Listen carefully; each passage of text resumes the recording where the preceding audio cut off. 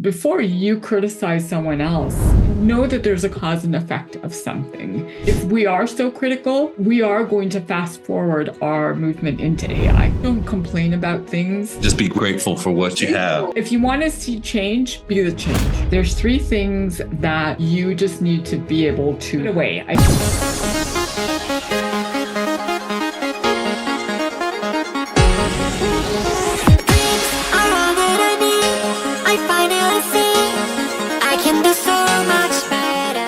All right, now you are tuned in to the Keeping It Real with Reggie and Ruhi, or Ruhi and Reggie, however you like to do it, podcast.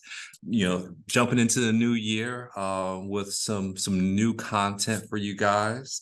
I'm glad to do this again. How are you feeling today, Ruhi? I am well. Happy 2024 to you, Reggie. Yeah, well, now that we're in that whole subject of, new year, and everybody talks about resolutions, what kind of resolutions do you have for the new year? You know what? I don't necessarily calling them resolutions because, being goal oriented and that sort of thing, I don't want to resolve to something. I want to just make it a new habit. And so new habits is I want to make sure I read. And when I say read, I mean read a new book every month. And I listen to a lot of podcasts. I listen to a lot of audiobooks on Audible, but I want to be able to read a couple of books and enjoy them and get things out of them. And I actually have a couple of them sitting right here on my desk. My first one that I'm reading actually right now is Atomic Habits. Atomic Habits. Yeah, you were telling me about that. I have to tell you, I'm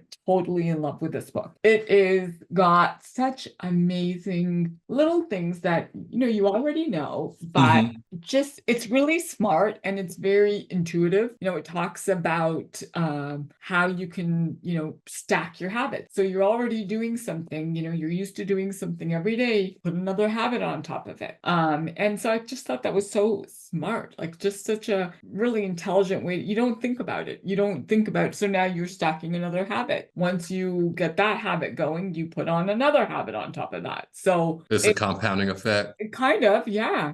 So I'd like to do that. I'd like to be better with spending more time meeting with friends and making more time to, have those stop and enjoy the moment rather than constantly be thinking about, got another meeting, I've got something else going on. So try to be a lot more present in the moment. And then I've got, a couple of other side things that I'd like to get done. But I'm not going to tell you guys those right now. I will make it a surprise. All right. Well, I'm eager. Yeah, I'm eager to hear more about that. Well, I'm keeping it kind of simple. I have two main goals. One is more professional and one is more personal. The personal one is with me and my daughter. Well, both of them sort of. There's this app, and it's a platform to learn how to read music, play music, write music. It's called Prodigies, or Preschool Prodigies. And I found out about it a few years ago.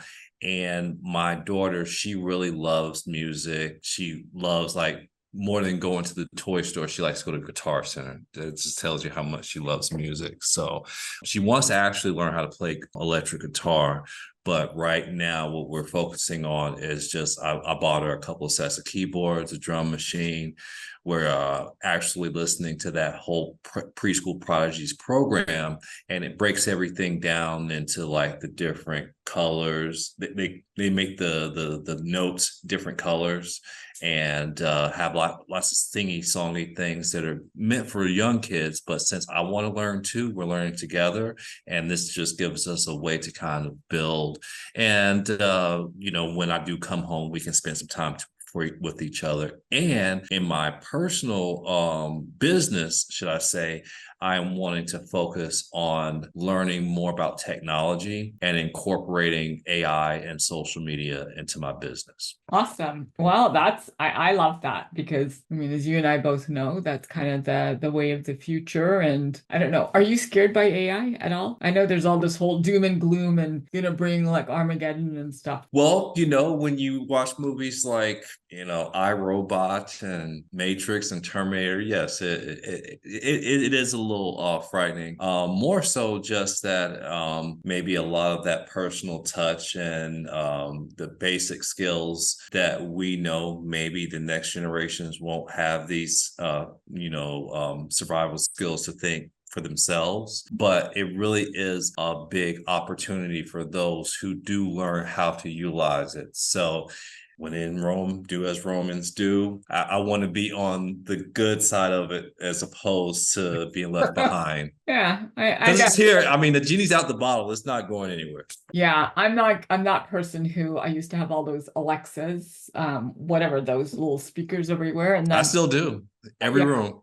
well, I I had them, and then I would be talking about something. I had friends over, we'd have a gathering, we'd have a dinner party, or just sitting at the dinner table, and we'd be talking about different things. And then all of a sudden, Alexa would pipe in, and literally, I would jump out of my chair.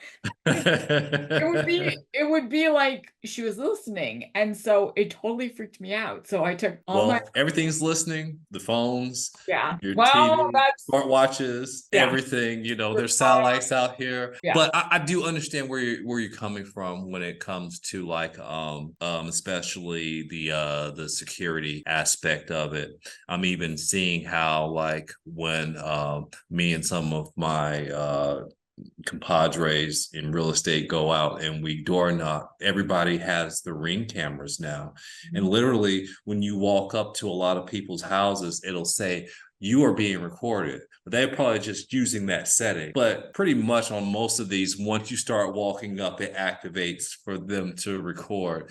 And then you just wonder when you have a smart home, can someone, well, actually, I mean, there's no doubt about it, someone can hack into that, right? If they have the means, they can do it, right? So there's a lot of things about security that are in privacy that's questionable. I mean, I think it's the privacy portion of it, right? So can you trust AI? I think, as you said, when in Rome, everyone's doing it. I mean, you and I just went with our team to Tom Ferry. Tom Ferry seminar, and he was kind of shaming the people who didn't have the AI or the chat GPT on their phones, me being one of them. But I just downloaded chat GPT. But honestly, I guess it is the way of the future.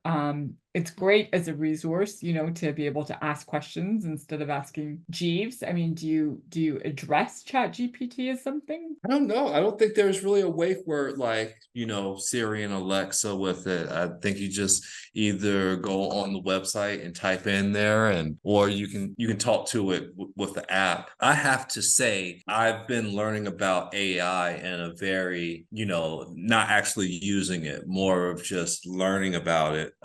The whole generative AI model, machine learning, all that stuff. I'm taking a couple of certification courses as well to learn all this stuff. And I feel like there's a lot of opportunities for us to utilize it in our business and our personal lives in terms of, when we went to the Tom Ferry seminar, he really talked a lot about, I mean, it felt like a third of the show was about AI. And I'm thinking to myself, wow, I think, if I don't jump on this now, we're going to miss the boat. And I'm not just talking about business in general, I'm just talking about in our whole lives. Those who learn how to utilize AI in the correct way will really be able to profit from it. And I think we've got a little small slither of opportunity to cash in on this. Well, I mean, it's just like the .com, right? I mean, we're advancing so much. It was just like the .com when we started being able to go into, Apple and Google and do all those things and kind of learn a lot more. I kind of feel like we are accelerating and we're at a speed where, yeah, AI could be used for good, but it could also be used for evil. I think it's going to be used for both.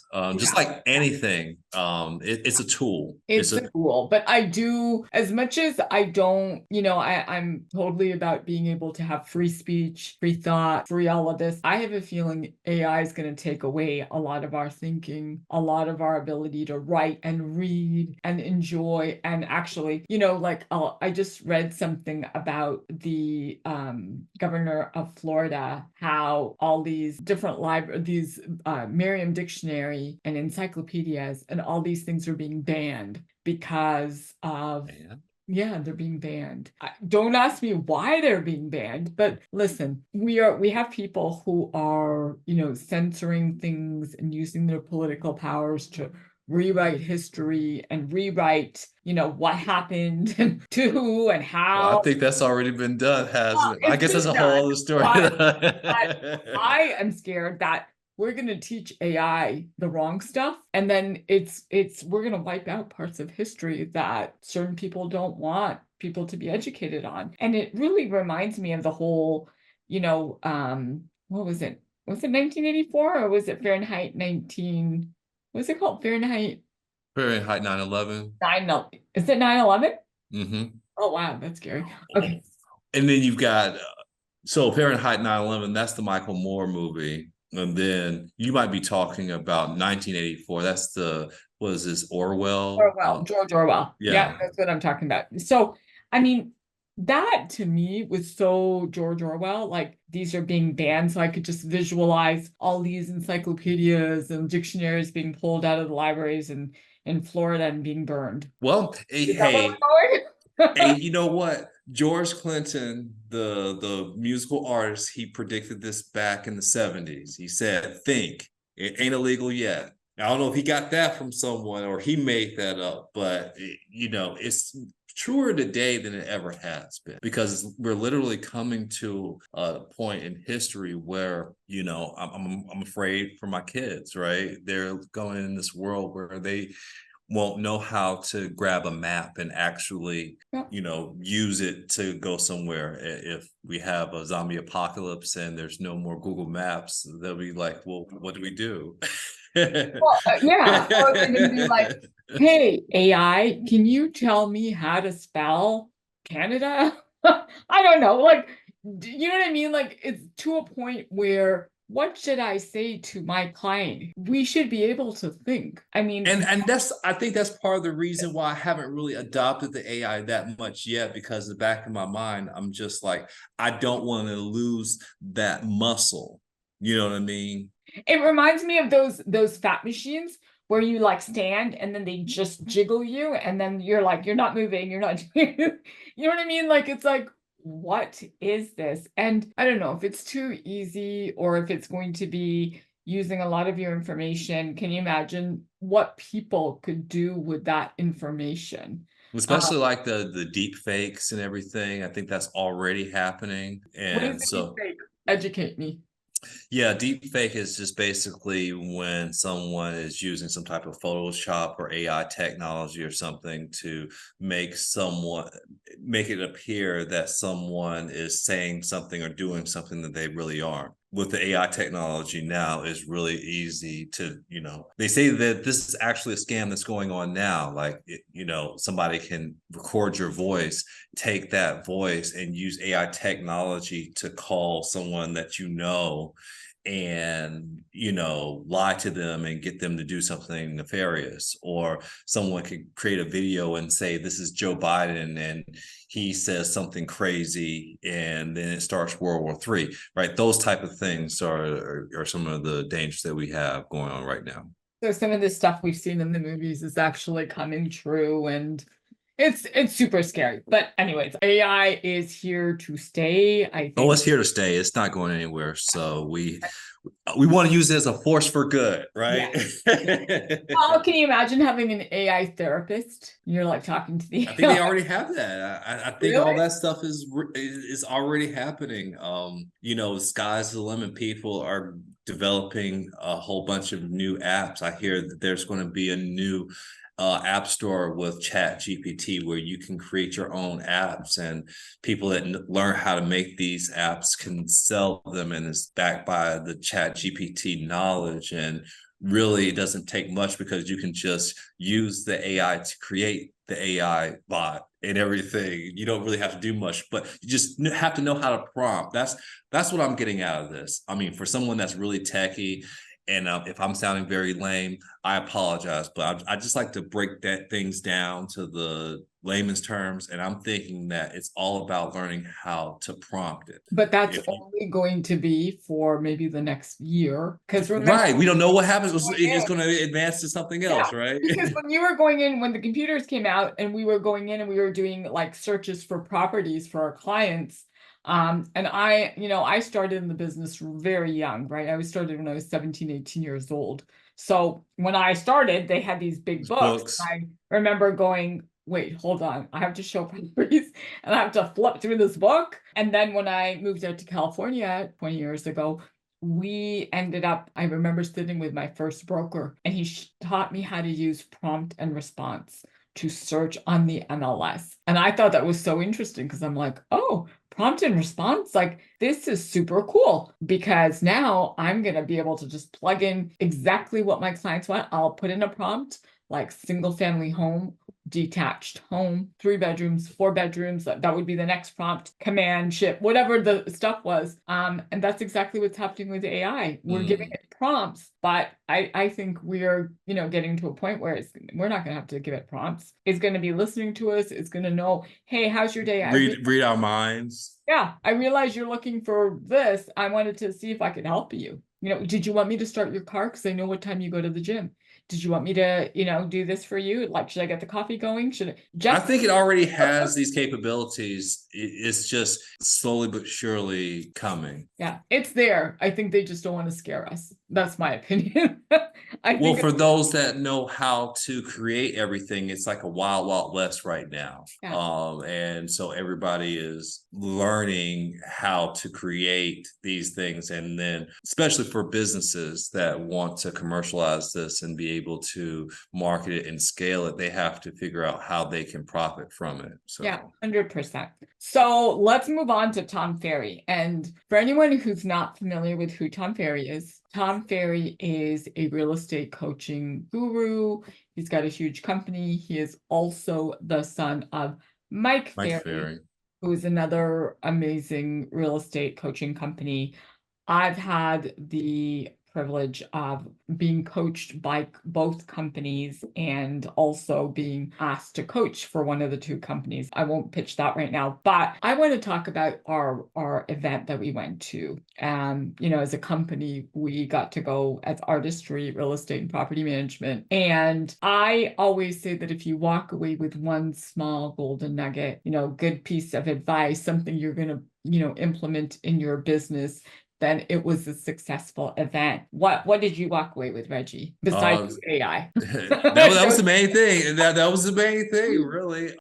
What else would I would say? Another thing is, and we were invited also by our escrow officer and title rep, and he was talking about the Palm Agent app.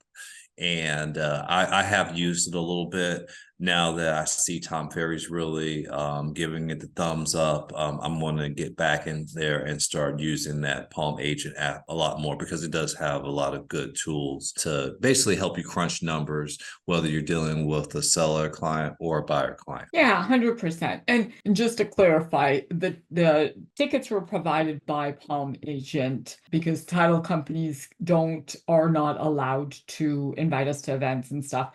So they are a part of the Palm Agent, a part of their family. And I think they invited the escrow officers as well. But it was Palm Agent, which is an amazing app that most of us top producers and companies get to have. And I think it's an amazing tool that we can use for our clients.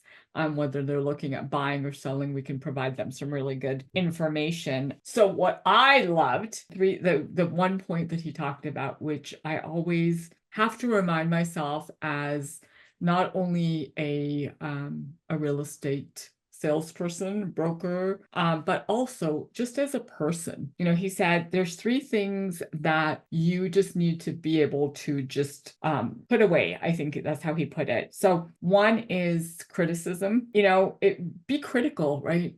Before you criticize someone else, know that there's a cause and effect of something. And know that to err is human, right? Like we all make mistakes, and we can't get so hung up on things, because if we are so critical, we are going to fast forward our movement into AI, right? That's exactly what's going to happen. So the criticism, and that, more of yourself. Don't be so critical of yourself. You will do something and you won't do something, and you'll achieve a goal and you won't achieve a goal, but you learn from it. And to me, that's amazing. Like, that is always a continuous reminder, especially as you start a new year. The second thing was complaint. And this one I know resonates huge with me, and I know it does with you as well, which is, don't complain about things. Like, look to see the rest of the world and what's going on in the rest of the world, and what you have and what you have accomplished, and Just be grateful for what you have, grateful. basically. Yeah. Yeah, just come from that place of abundance and gratitude. There, if you can help someone, you should. I mean, there's no other way to complain. I mean, if you're going to complain that someone like cut you off, or they, took your parking spot, or they really, is it that big of a deal? Is it that big of a deal? They got somewhere 2 minutes ahead of you, or they got a parking spot. Go find another But one. typically it's not, people will hold grudges, for years over something so trivial that by the time they try to reconcile everything, they forgot what they were upset about, right? Well, and life is too short. Life is too short to be critical of yourself, of others, to complain about what you have because somebody else has it, or complain that you're not happy with how someone, like, if you want to see change, be the change, right? That's my Right. big motto. If you want to see change, you better just be the change yourself, then you will see change. But to complain, especially with things that we see around the world, I mean, to me, that's really, really the work of the devil in my mind.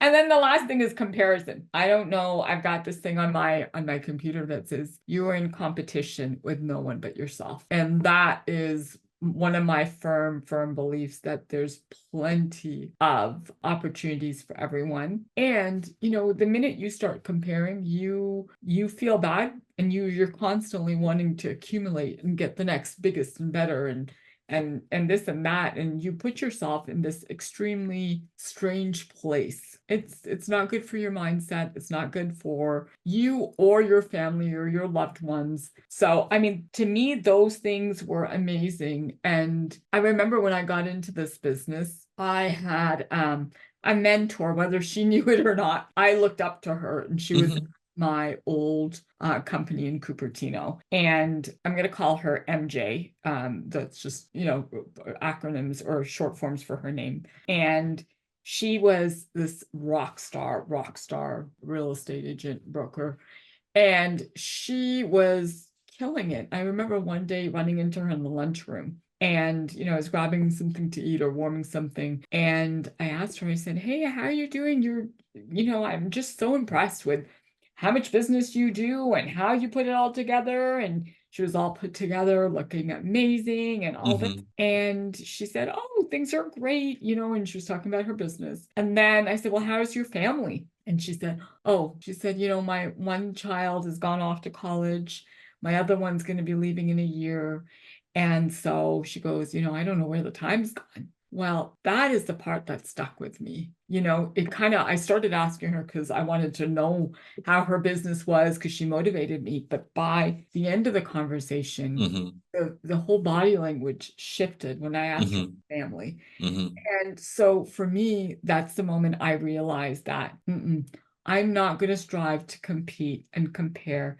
We all have our own journeys, and we all have our own paths. And so, be in the moment, be grateful, think of the glass as half full rather than half empty. All those things, it was kind of like a nice little reminder from Tom. So I really appreciated that. There's a saying that I always say to my kids: life doesn't give you what you want, it gives you options. So that's one of the toughest things in life, is making decisions and prioritizing what is going to be a priority in your life. And you can't necessarily say that you're always going to be in equilibrium balance at all times.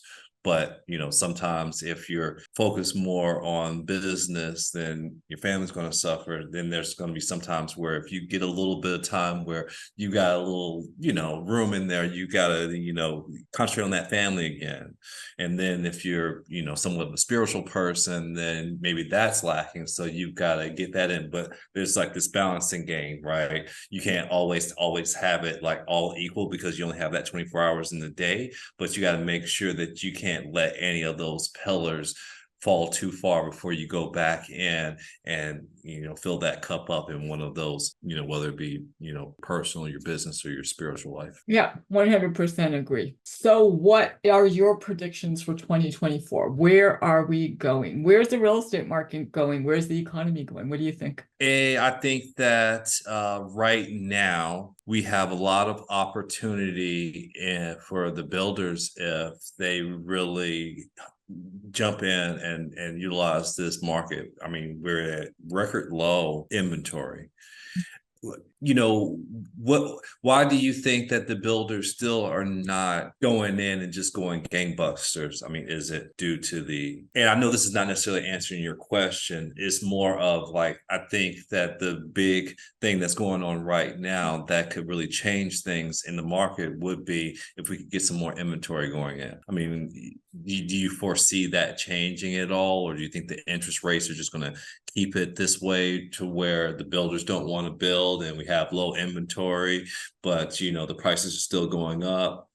I mean, to answer your question about the builders, why would I? If I have people coming in and buying properties, why am I going to reduce my rates or reduce my prices?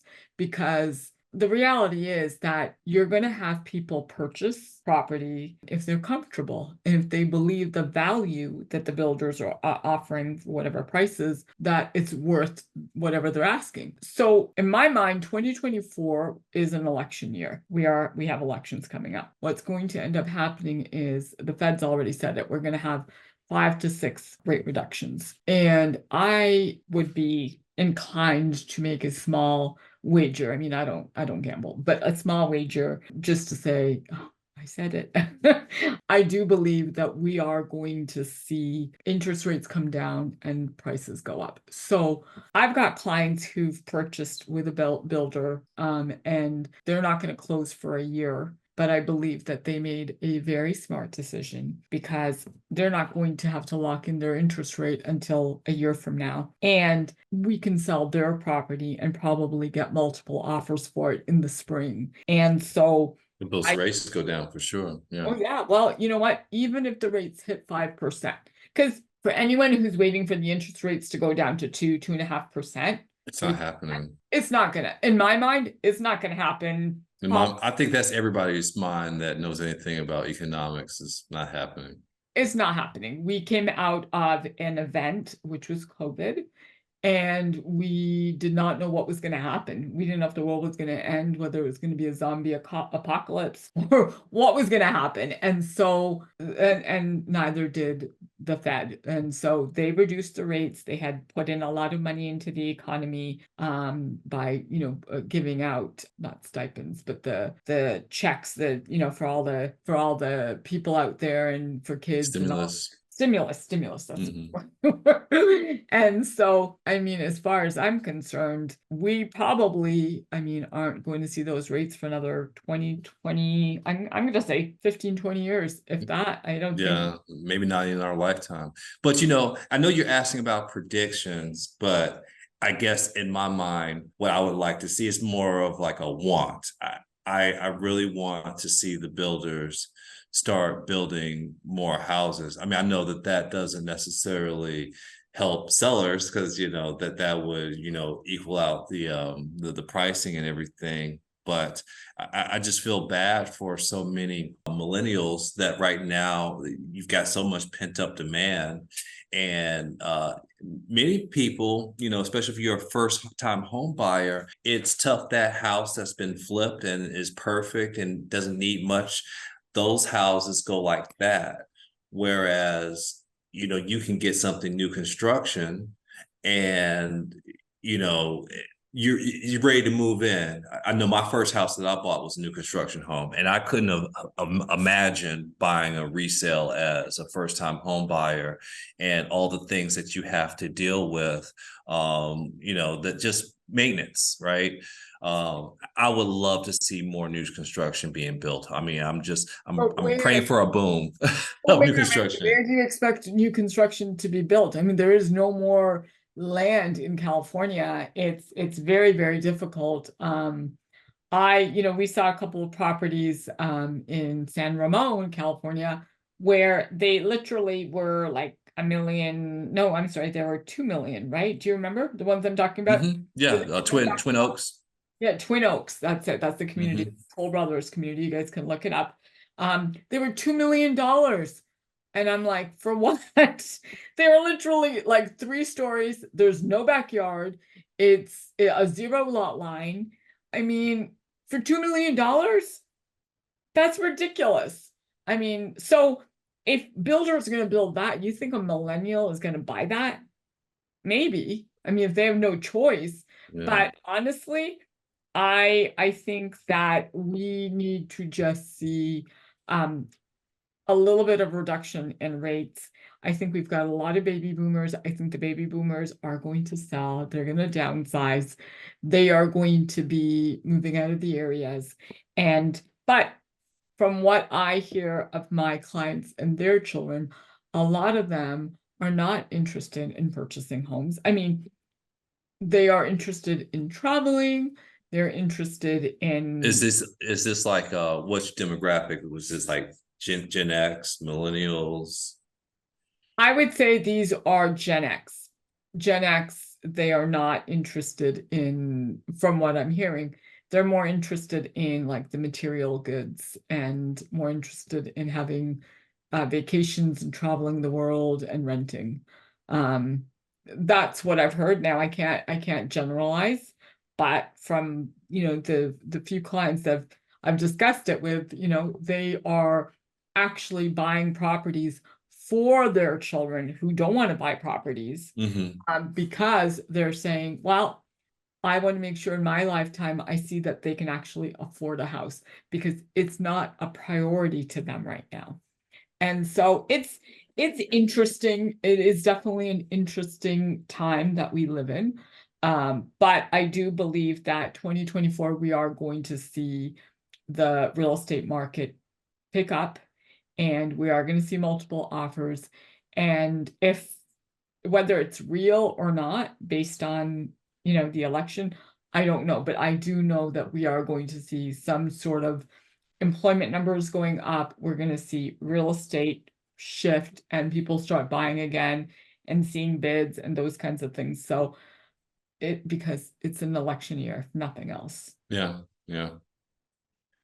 Well, I think that kind of does it for this episode.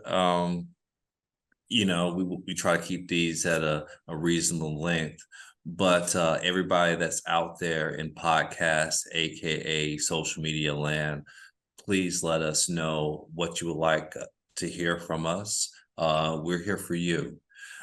So whatever ideas you have, feedback, we would love to get your feedback on our show. Any last words from you, Ruhi?